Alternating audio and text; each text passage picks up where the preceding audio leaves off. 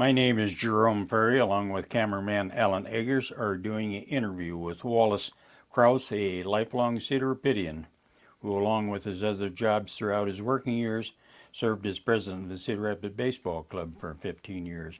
Wally, what year were you born in? I was born 5/10, 1932, 78 years old. What was your folks' name? Marguerite and Floyd Krouse. And what was your dad's occupation then? He worked at Link Belt Speeder most of his life. He was a farmer before he went there, but he went there and he was a tool and die maker. Do you have any siblings? I have one brother that passed away July 3rd of this year, Larry Krouse, and he was 67. This is your younger brother. What did you say his name was, Wally? Larry. Larry Krouse. Okay, that's a lovely picture.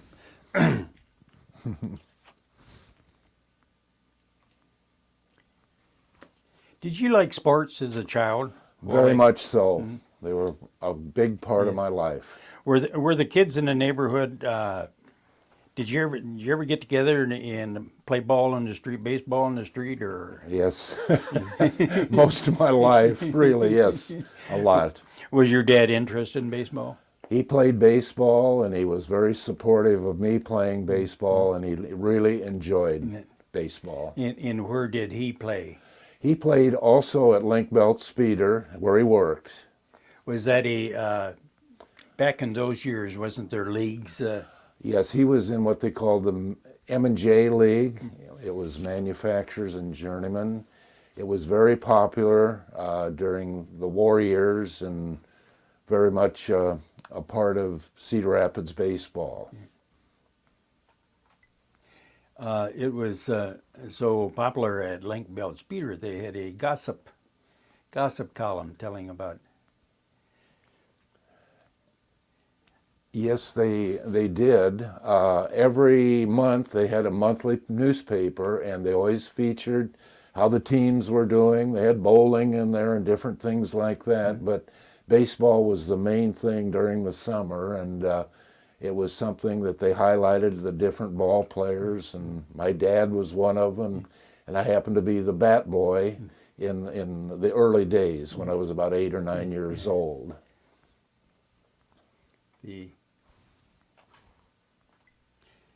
This photo we're looking at here, Wally, it was at the Link Belt Speeder team. That is correct, yes. And where's your dad? He is sitting right in the middle. Can I point this out to you? Thank you. My dad is right here, and this is me right here when I was the bat boy at Link Belt Speeder. And then years later, I went on and got to play for Link Belt Speeder as a player. How did you get the job as bat boy?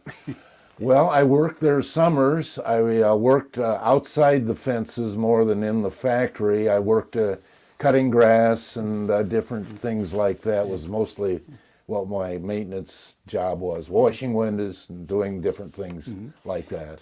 Did you mention was these games played in a park? These were played at Daniels Park over on Oakland Road, northeast, and again, very popular.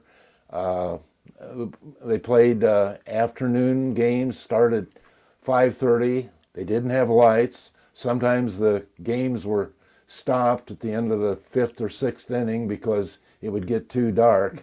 But the big games were on Sundays when they'd have a doubleheader, and they would many times have 2,000 to 3,000 fans out there, and it was a big outing for a lot of people in Cedar Rapids. How many? Excuse me. How many manufacturing and jobbers teams would have been involved in this? Quite a few? Very much a lot of them. The more popular ones was Iowa Manufacturing, Iowa Steel, Link Belt Speeder, like I've mentioned to you, and there's been others.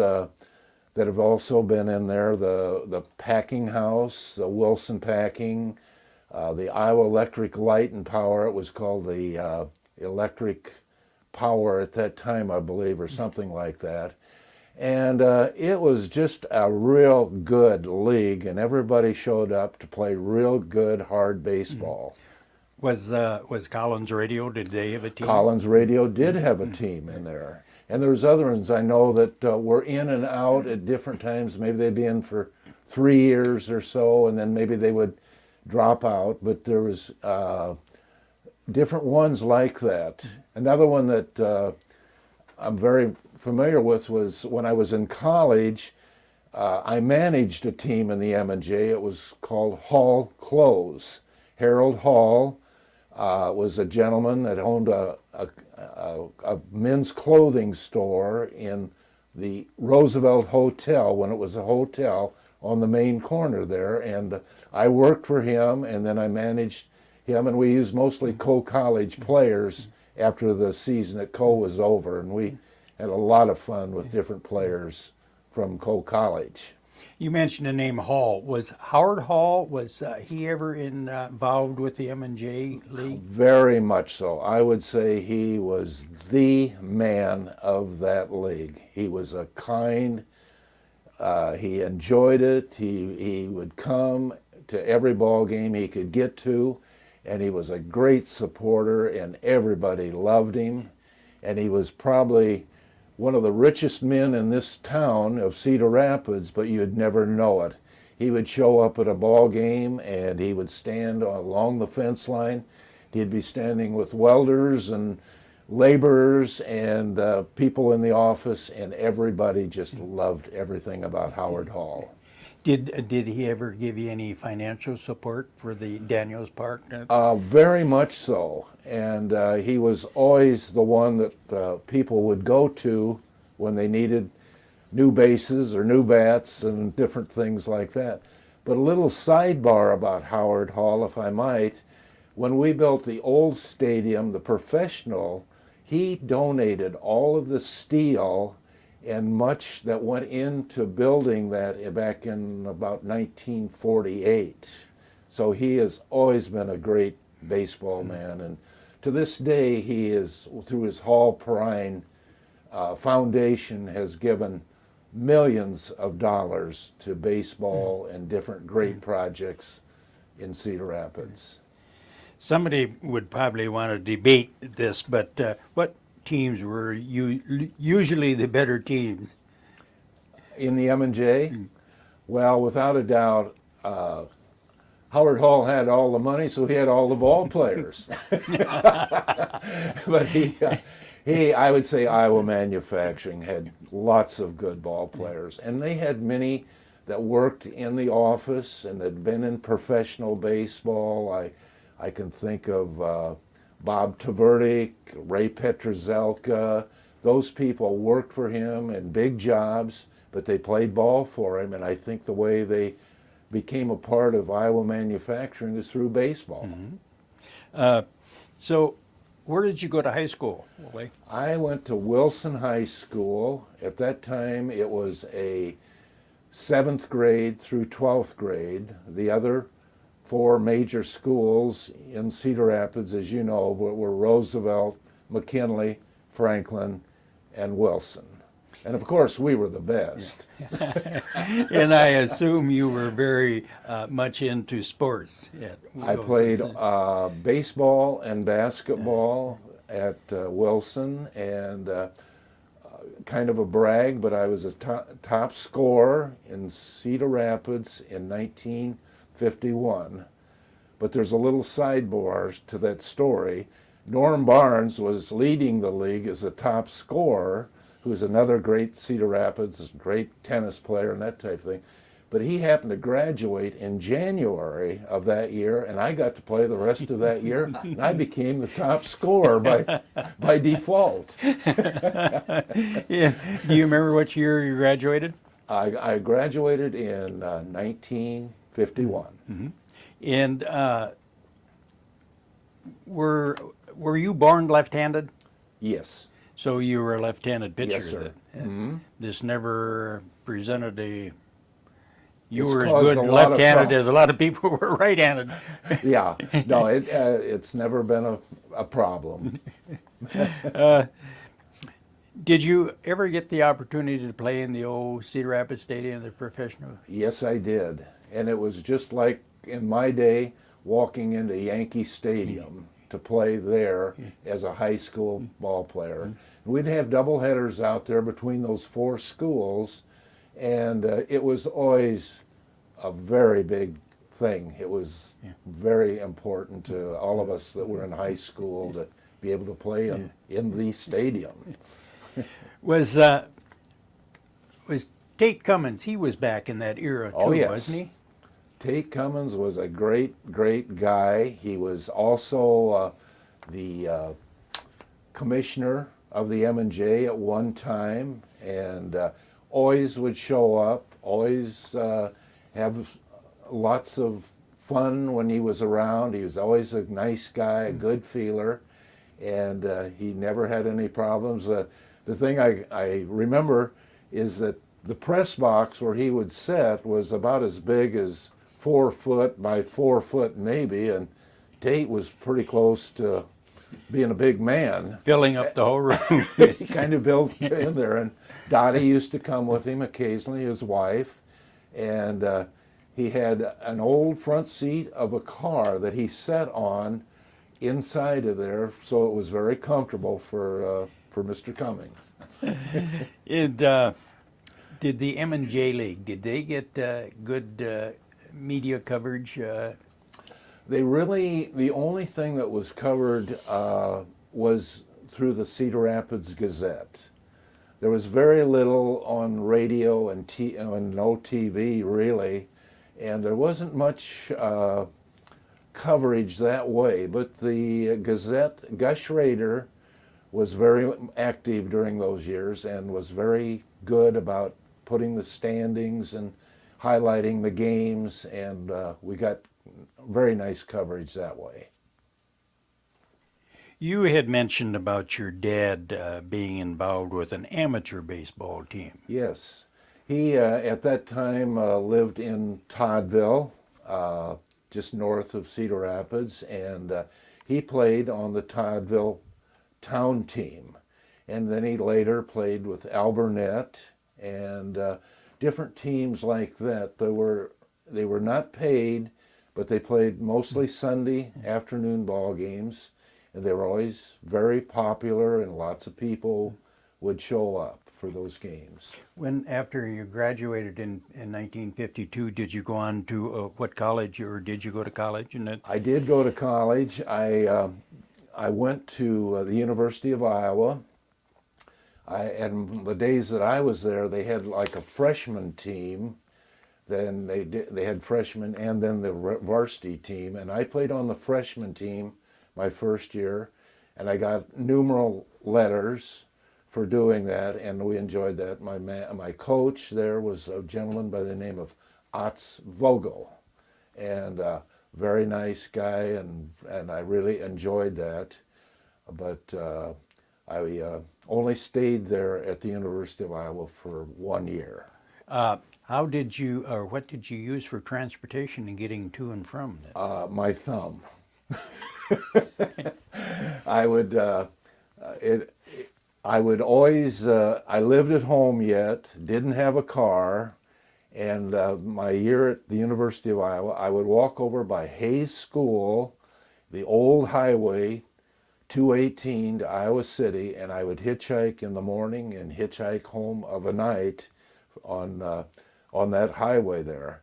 There was one gentleman that was very good about picking me up, and I got to give him a little credit here.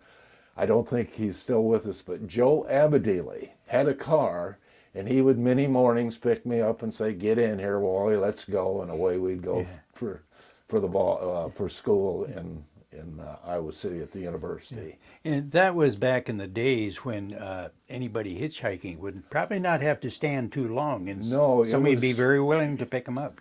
Really, it seemed like 5-10 minutes somebody would give you a ride, where I think now you might stand there all day and may not get picked up. Of course, you played baseball in this freshman year. Yes, yeah. Had you ever considered a career in baseball? Well, I considered it a lot, but nobody seemed to be interested in me. I did work out and tried out with the Cedar Rapids baseball team and traveled when we were in the old 3I League to Waterloo with the teams. And I always enjoyed that. There was a gentleman that played on the Cedar Rapids baseball team by the name of Gene Ring, who went to the University of Indiana, and he was a shortstop. And I got to know him pretty well, and he also assisted at the University of Indiana, their baseball program, when he was able to, and he offered me a scholarship to the University of Indiana, and that's probably my biggest claim to fame, but I did not take advantage of that. I stayed in Cedar Rapids. Did you get caught up in the Korean War? I was in the service for 2 years. I was in the U.S. Army, and I was fortunate enough to go through basic training in Fort Bliss, Texas. And then from there, after basic training, we went to the East Coast and we worked with the anti-aircraft and missile programs of watching the eastern coast for anything going on there. And but the most important thing, the most fun I had, is I got to play basketball and baseball while I was in the Army, and we played in more in the 3rd Army area, which is down in Savannah and Jacksonville and those areas down through there, Fort Benning and Fort Jackson, and we traveled to those those campuses and really enjoyed that too. It was a nice thing to do. Were you married yet? I was married in December of 1952, and I'd only been in the service for about 3 years, since August of that year, and I don't know, some way she proposed to me and I accepted, so I don't. And we met and we were married in December of 23rd after I'd only being in the service there about 4 months. What was her name? Her name was Barbara Moat. She was a cheerleader at Wilson, and I met her there, and we became, through athletics, I guess you might say, good buddies. And then after you got out of the service, did you go back to UNI? I didn't.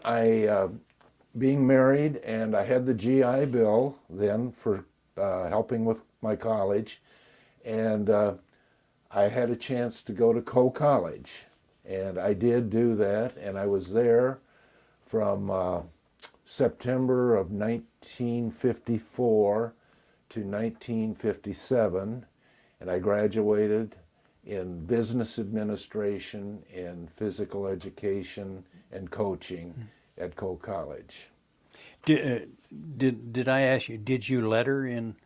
I did letter in baseball, and I played some basketball, but not very good. My claim to fame on my basketball at Coe is my coach was Marv Levy, who has become a really, really great person in professional football. Were you officiating any games at this time? I officiated all 3 sports, baseball, basketball, and football, for approximately 30 years. And I really enjoyed it. We had a lot of fun doing that, and it kept me close to the games, and it also helped a little bit with the financing and so on. When did the Manufacturers and Jobbers League, when did that fade away, and why did it fade away? Well, the reason why it faded away is the old ballpark that was built in 1948. Before that, there'd been a lot of the people in professional baseball, it had kind of stopped in Cedar Rapids. So the M&J came and kept going, but once that 48 came, the M&J kind of faded out and the professional team took over. Then when did you graduate from Cole? I got out in 1957. Yeah. In what do you get a degree in? I got my degree in business administration, coaching, and phys ed. So after you graduated, where did Wally get his first job? Well, my first job was in Indianapolis, Indiana. I interviewed, and I went to work for a pharmaceutical company, Eli Lilly Company, a great company and very good people. It really was a wonderful place. And but we only stayed there about 2.5 years because we wanted to get back to Cedar Rapids. We had children then and 2 boys, and we wanted to get back where the families and the grandparents and those kinds of things could enjoy them a little bit. What did you find as a job back in Cedar Rapids? Well, when I was back on a Christmas leave, when we came back for Christmas that year, before we moved back, I saw where St. Luke's Hospital was looking for a purchasing agent, and I had been doing some work in that with Eli Lilly, so I interviewed with Al Curtis and Lou Blair, and they said, well, good to see you, thanks for coming in, and I left and didn't hear a word until about March of that coming year, and I got a phone call and said, are you still interested in being the purchasing agent here at St. Luke's? I said yes. We moved back to Cedar Rapids. How long did you stay in that job then? I was there 6 years. I was there from 1965, I believe, to 1971. Yeah. Then you tried your hand at being a broker? Well, I did that off and on. During these other jobs, I was a broker of a real estate, and I had my own company. And I kind of specialized in long-term care facilities. I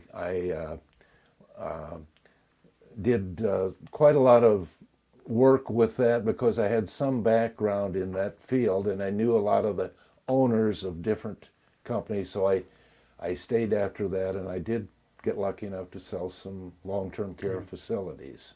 Did you ever have the opportunity to work with or for any of these nursing homes? I did, and I think that's where I got all of my experiences. For brokerage? Yes. When I was at St. Luke's Hospital, I was offered the job at the Americana Nursing Center, which is out on 1st Avenue and 19th Street. And I was offered the administrator's job there, and I got to help build it and work it up and get it going, and that was a good experience for me. And also my wife, Barb, became an assistant administrator for me, and she wasn't too bad to work for, by the way. But anyway, she did a good job, and then eventually she left and was offered the job at what is now called a Heritage long-term care facility on the west side.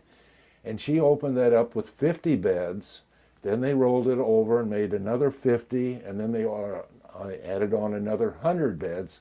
She had a 200-bed facility with about 150 employees, and she was the administrator of that operation. The Americana, is that still? It's called now the Manor Care. And when I worked for them, they had about, I would say about 40 facilities, Waterloo, Cedar Rapids, Davenport, and around the Midwest. And they were a good company, and I enjoyed working for them also. Did you stay working in that position? No, I really didn't. I tell you what, I was officiating, like I mentioned, a lot, and Gay Dawn and I worked a lot together. And he, one night we were riding to a basketball game in Davenport, and he says, "Why don't you come out and help me with the health program at Kirkwood Community College?" And I said, "Well, I'll think about it." And I got back to him and I asked if he was really serious, and I went out and interviewed with Mr. Ballantyne and was offered the job and loved it. Young people, exciting, and it was a good place to work, and I stayed there about 23 years. That was my last job before I retired. I'm sure you were involved in baseball. And Yes, I was. In fact, I was the baseball coach at Kirkwood College for 2 years. Then John Lewis pretty much took over after I'd resigned from that. what year did you retire from Kirkwood? I think it was 1973, 83, 73. No, that is not right. Correction on that. Can I check my notes Yeah, here? go Just a ahead. second, excuse me. I was asking you what year did you retire from Kirkwood? 1994. Yeah.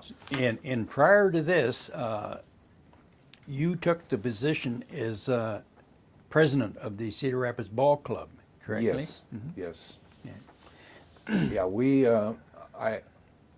I really and truly was proud of the work that I did as president, because it was during that time that we really tried to get the new ballpark built, and it was a kind of an uphill battle. We probably worked on feasibility studies and trying to raise money and that type of thing for 6 years before we ever got into the building, getting the project off the ground. What major league were the Colonels affiliated with when you took the job as president? We were, when I was there, for the Cincinnati Reds were the team that we were affiliated with for 13 years. And after Mrs. Marge Schott, who was the owner of the Cincinnati Reds, she decided that she wanted to move the ball club out of Cedar Rapids to a southern league, which she thought was closer to Cincinnati. And we had won the championship that night and were celebrating the winning the Midwest League and so on. And the next morning we got a call and said that we were going to be, that they were going to be moving that franchise out of Cedar Rapids. And the thing that was amazing, I might just say a little bit more about that. When that happened, people in Cedar Rapids thought baseball is done in Cedar Rapids. The Cincinnati Reds are leaving, and we were known as the Cedar Rapids Reds. And so the reason why we really, over the years, came to be known as the Colonels is because you have many changes in affiliations during a lifetime of 115 years that we've been in baseball. So now we're called the Cedar Rapids Colonels, and if the Reds, when they left, we decided this is the thing to do. If the Angels would ever leave, we would still be the Colonels, and the new ball club that might come in someday were the Colonels. How was the name Colonels ever arrived at? That's an interesting story. We had a contest to come up with what we would think would be the best name for our identification.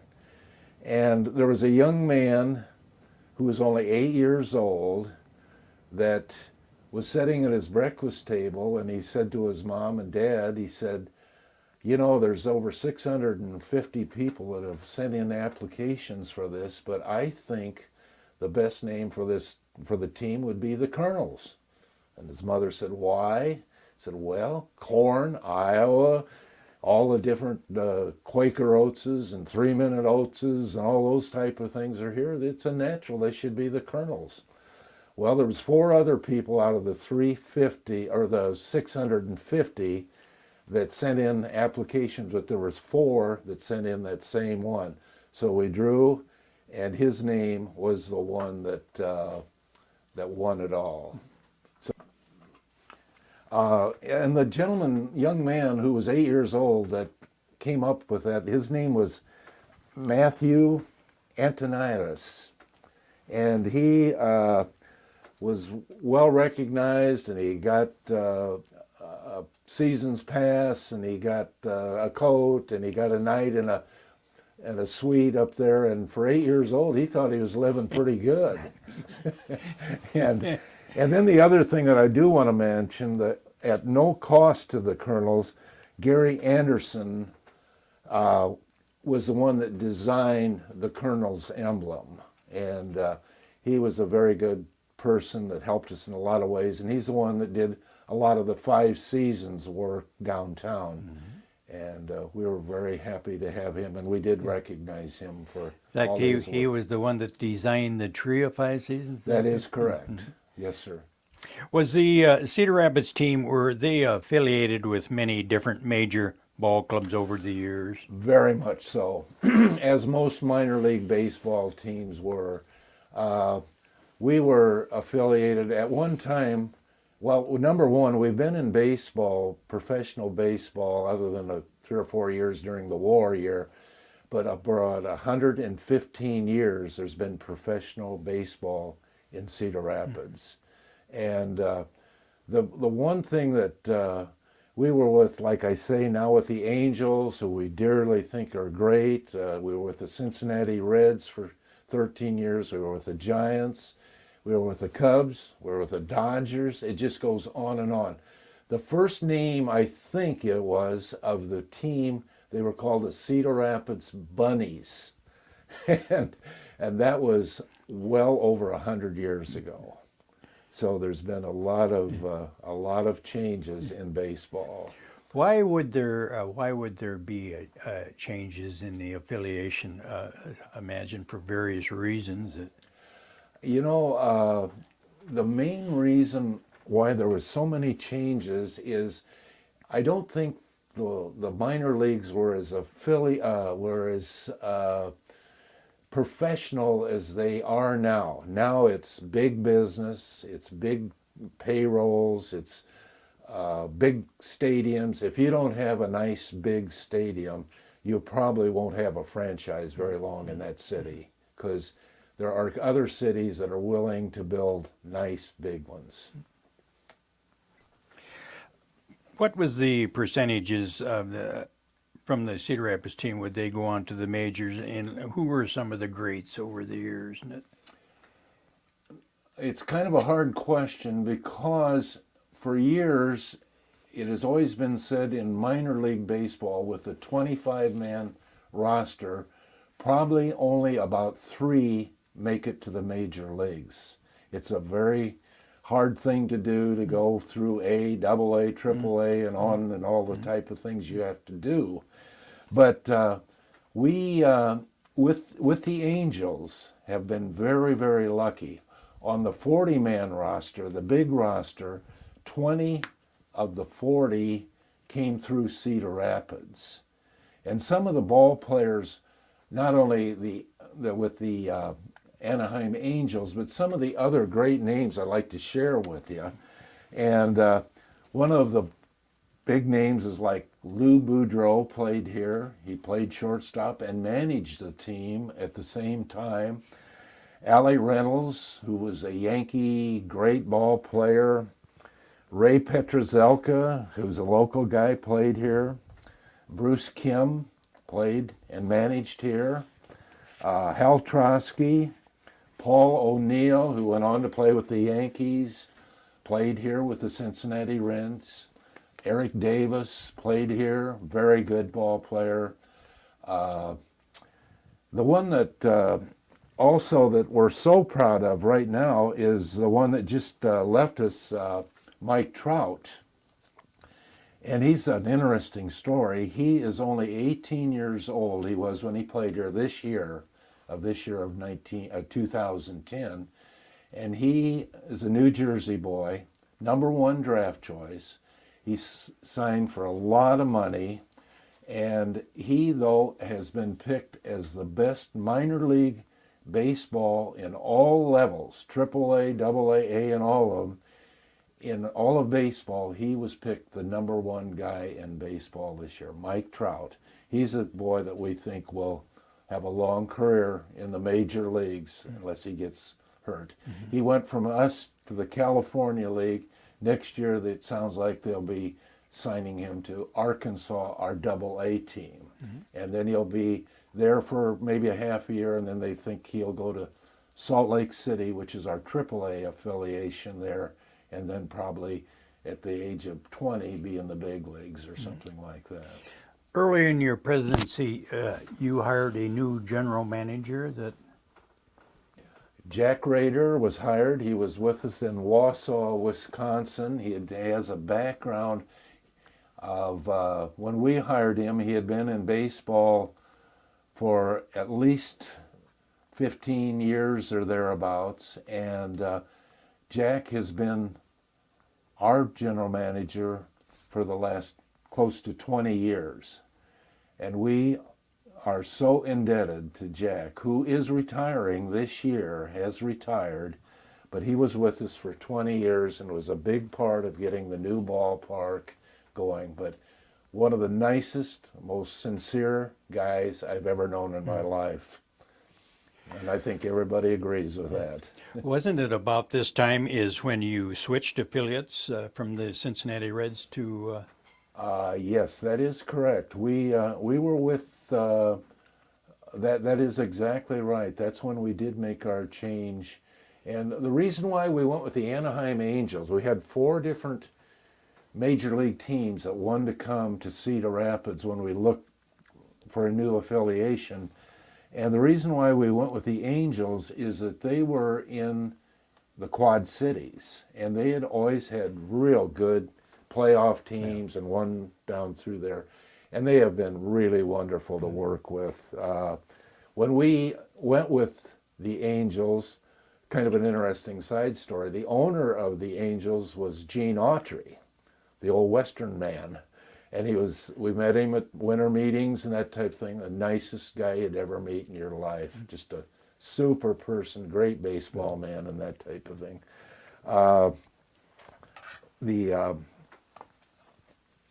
Let me look here. Then, oh yeah, I'm sorry. Then the other thing that happened, Gene Autry passed on, and the franchise was then sold to the Disney company. And they were real close neighbors in Anaheim, and they wanted the baseball and their other things that they have there, so they bought it. Then in the last 4 or 5 years, the new owner, who is a wonderful guy by the name of Artie Marino, Moreno, Marino, and he is a very, very successful businessman. I think he was born and raised in Mexico, I believe, and has just been a wonderful guy to work with. When he took over the Anaheim Angels, he lowered all the prices and the concessions, and has really been good for baseball. In the year you become president, the Colonels hosted the Midwest League. That is correct, yeah. And that was fun. All the different teams could bring, there's all-stars in, and they have an all-star game and banquet and awards and given prizes and that type of thing. And that was a big undertaking because we were both, Jack was pretty new and I was in this position, but we pulled it off and we had a good time, and everybody had a good time. Would the Colonels only play teams in the Midwest League? Basically, that is true. Some of the teams that are in our league, in the Midwest League, are shown here, and there were 16 teams in the league, and then 2 have been added in the last couple years. So it's a nice big league, and it's what I call the A level in the classification of minor league baseball. And the thing that is so important to Cedar Rapids is we really would have probably lost our affiliation with minor league baseball if we wouldn't have built a new ballpark. And we feel like, through what we find out through the chamber and different people in the city, that it brings in probably $7-8 million per year into the city for different things. So we're very proud of that. Yeah. Then in 92 and 94, you won the championship. Yes, that is correct. Both of those years. Uh-huh. You were on a roll when you first come into the presidency. Well, I knew what I was doing. No, we've had some bad years and some good years. It took a team to do it. Yeah, that's exactly right. Would there have been any, is there any salary compensation of any kind for the new players that come in? No, I tell you what, in baseball, the major leagues control who your players will be that they send to us, who their managers will be, who their coaches will be, even who their trainers and people that work with strengths and that type of thing. All of those are paid for by that affiliation, like the Anaheim Angels pays for all of that. And that is a wonderful thing. And they give, like I mentioned, the bonuses to different people to get them signed, and they take care of all the bonuses. Now, A ball, probably the only thing that a normal salary is probably around $2,000 per month. And the other thing you got to remember about that is they're only paid for about 6 months out of the year. When they're in spring training and that type of thing, they get their room and board and housing down there, but they don't go on the payroll till they hit their affiliation. So you've got to really want to be a baseball player because there's a lot of sacrifices that go on to it. Do people in Cedar Rapids, do they take the players in like they would the hockey players? Very much so. I would say out of the 25-man roster that we have, at least 20 to 21 are living with families. And it's really interesting. There becomes a relationship there that's unbelievable. We've had guys that maybe from the Dominican or somewhere like that get married. Those families go down there, all the way down there, and are part of it. And it's amazing what a great job that is. But you think back to an 18, 19, 20-year-old kid coming in to a city. He's pretty scared and pretty lonely, and Can't speak English. Can't speak English, exactly right. And you put all those things together, and it really makes it for a great relationship. And most of those people charge them little or nothing, and as they say, they give them refrigerator rights. They can go and get anything they want to eat and drink and so on. And it makes another good relationship because those kids then are gone on the road, maybe for 5 days, 7 days, or whatever it is. So they get a little break from them too. But it's a wonderful thing that works, and we're real proud of that. So around 1996, a new stadium was on the horizon. That's right. Was there a group of gentlemen, including yourself probably, that says we need a new stadium? Yes, there was, well, myself, I think that's the most proud thing I am of the stadium. And Jack Rader naturally was a big part of it, and our board was very helpful, and we used a local architect for part of the work, for watching the operation. Leo Pfeiffer was part of that, who was an architect who was very helpful to us. And then we used an architect out of Kansas City that specializes in making or building baseball parks all over the country, and they know exactly how to do it and get the most efficiency out of it and so on. So when did the new stadium open? It opened in 2002. The first game was there, and believe it or not, we had over 5,800 people there for that opening, and we got rained out. That's how baseball sometimes goes. You got But rained on your everybody had parade. a great time. They hung around and they socialized, and then we got it going. And I always used to say to Jack, he'd say, well, I don't know about whether we're going to be ready or that type of thing. And I'd always tell him, we'll chalk it and we'll play, and it'll work out just fine. You can always get a baseball game going if you want to. And so on. Was steroids ever a problem? You know, I don't think so, although minor league baseball took it on before major league as far as testing, because major leagues has a real strong contract agreement with the players, and they kept it away for a long time. It's finally in place now in the major leagues, but minor leagues was doing this for a couple, 3 years before the major leagues finally would let them do it up there. And I don't think we've ever had a problem with that. I really don't. Is baseball still a big part of your life? It's about my only life. My wife can't hear me from here, I guess. Did your wife share the baseball like you, or did she ensure your enjoyment? Very much so. She was always a good baseball fan and knew the players, and we at different times had managers stay here, and she always loved it and always went to it. And now she doesn't get to many ball games. She's on this health problem, and but she's a great sport and loves it and keeps up and reads it and knows all the facts of the team and that type of thing. Do you have any other hobbies? No. To be honest, No, I watch my grandkids play ball. I don't know if that's a hobby or not, but I follow them. I've got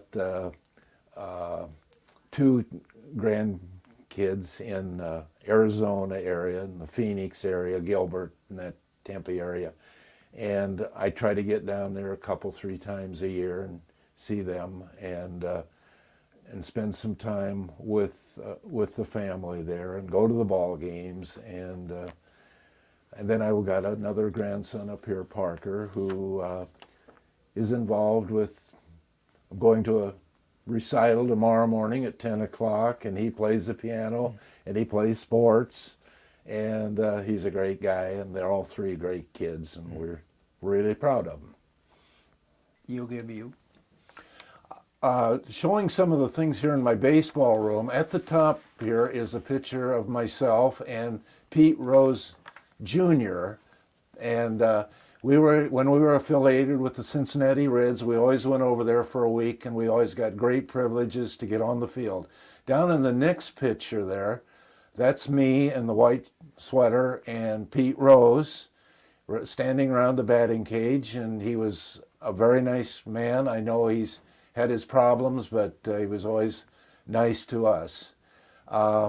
Over here on the other side are the bottom picture there are the 4 blind men, you might say. Well, this is my umpire and refereeing team, and we worked together for probably 20 years. We worked in the Mississippi Valley in college games, and we always had a lot of fun. And it's a picture of us, the back picture of us there. The other is a card that somebody sent to us of how bad we looked. So that's kind of some fond memories of when we did that. Yeah, this is one of the plaques that I received from the ball club, that showing appreciation for the 15 years when I was the president and on the board, and things that I helped to do. And so I'm very proud of that. This here is another picture that my wife and I are really proud of. It's of Jack Rader and his grandson and me and my grandson, Parker. And these two boys have grown up around the ballpark, and the older two boys have also grown up around the ballpark. So we're very proud of that. And again, we think the world of Jack and his family. Here's Hunter and Parker Krouse at the ballpark looking over the new ballpark. And they spent a lot of time there and had a lot of enjoyment. I can imagine they were very proud of Grandpa since he was president of the... They thought they owned the place, not me. This here is again Hunter and Parker Krouse at the ballpark playing ball and in their uniforms.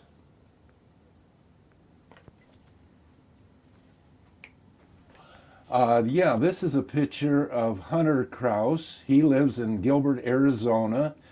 He is 12 years old now, and he is a great ball player. In Arizona, he's playing in fall leagues, winter leagues, and summer leagues. They play the year round down there, and he is, I'm going to be his agent someday.